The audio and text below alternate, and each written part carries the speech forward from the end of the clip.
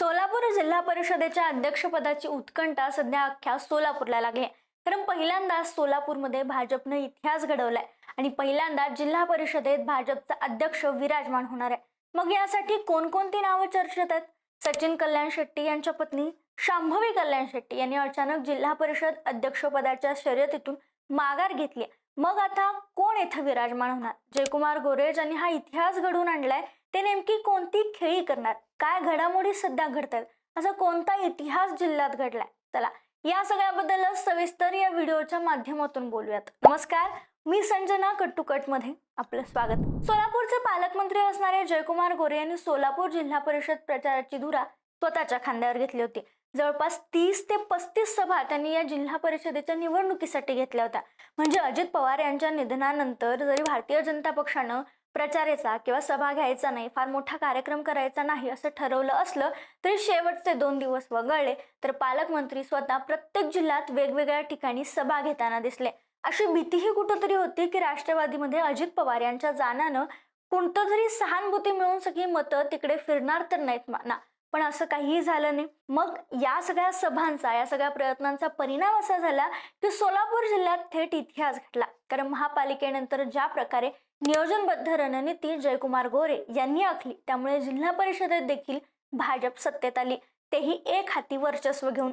सोलापूर जिल्ह्यात एक प्रकारचा राजकीय चमत्कारच दिसला. कारण जिल्ह्यातील 11 पैकी जवळपास 7 पंचायत समितींवर भाजप स्वबळावर सत्ता स्थापन करू शकलाय आणि जिल्हा परिषदेमध्ये सगळ्यात जो बहुमताचा आकडा आहे त्याही पेक्षा जास्त उमेदवार निवडून आले. सगळ्यात धक्का देणारा निकाल लागला होता तो म्हणजे दहेगाव मध्ये. इथं माळशिरसचे आमदार उत्तमराव जानकर यांचे पुत्र जीवन जानकर यांचा पराभव झाला. राम सातपुते यांच्या पत्नी संस्कृती सातपुते यांनी जानकर यांच्या मुलाचा पराभव केला. राम सातपुते यांनाही जयकुमार गोरे यांची साथ लाभली होती. माड्यामध्ये अभिजित पाटील यांना फारसं यश मिळालं नाही. पंचायत समितीत त्यांनी चांगलं यश मिळवलं. तर सांगोला शेतकरी कामगार पक्षाने आपली तब्बल 55 वर्षाची सत्ता कायम राखली होती. मात्र या सगळ्या चर्चेत सर्वाधिक चर्चा राहिली ती जयकुमार यांनी सोलापुरात घडवलेल्या इतिहासाची. असं म्हणण्याचं कारण म्हणजे इतिहासात पहिल्यांदाच भाजपकडे जास्त संख्याबळ असल्यामुळे त्यांचाच अध्यक्ष आता जिल्हा परिषदेवर बसणार आहे. आणि 2017च्या तुलनेत 2026 मध्ये मिळालेल्या यशात मोठा फरक स्पष्ट दिसतोय. 2017ला नेमकं काय झालं होतं आणि 2026चा निकाल काय सांगतो हे पाहणं महत्वाचं ठरणार आहे. तर सोलापूरमध्ये 2017ला सर्वाधिक जागा राष्ट्रवादी काँग्रेस पक्षानं जिंकल्या होत्या. 68 पैकी 23 जागांवर राष्ट्रवादी काँग्रेसने विजय मिळवला होता. तर भारतीय जनता पक्ष स्वतः 14 जागांवर थांबला होता.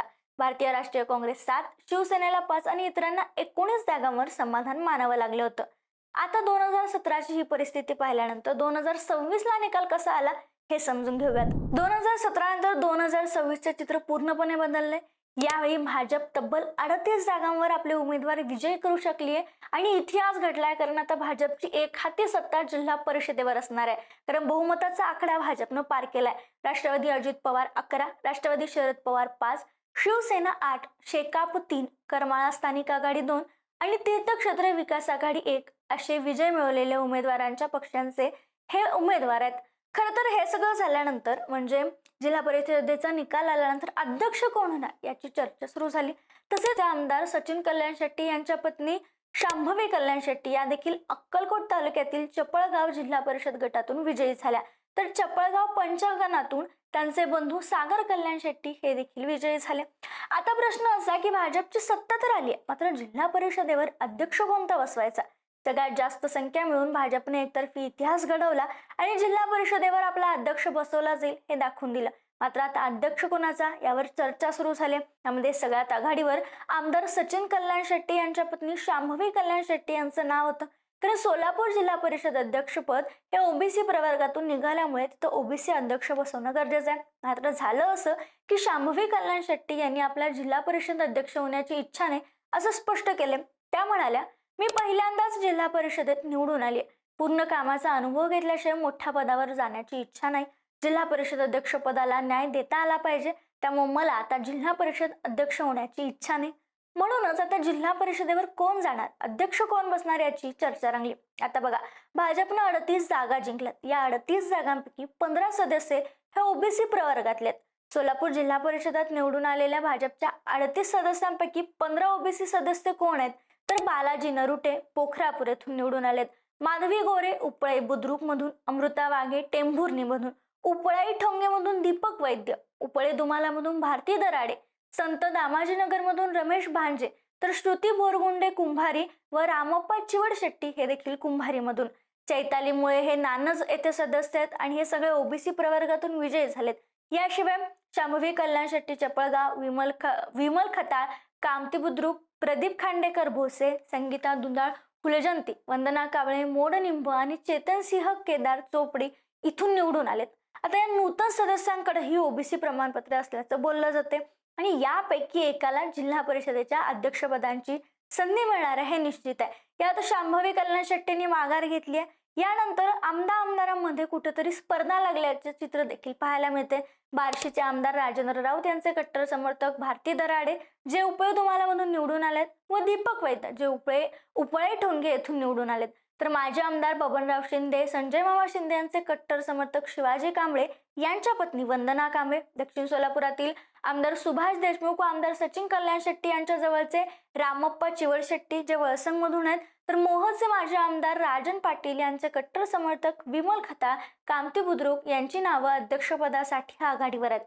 अध्यक्षपद न मिळाल्यास काहींना समितीच्या सभापती देखील बसवलं जाऊ शकतं असं दिसतंय. यामध्ये दुर्गाताई अंकुश राव यांचंही अध्यक्षपदासाठी नाव चर्चेत आहे. तर राम सातपुते यांच्या पत्नी संस्कृती सातपुते यांना देखील समितीमध्ये पद मिळण्याची शक्यता वर्तवली जात आहे. आता ही सगळी नावं चर्चेत आहेत. आमदारांमध्ये स्पर्धा लागली, चढाओढ लागली.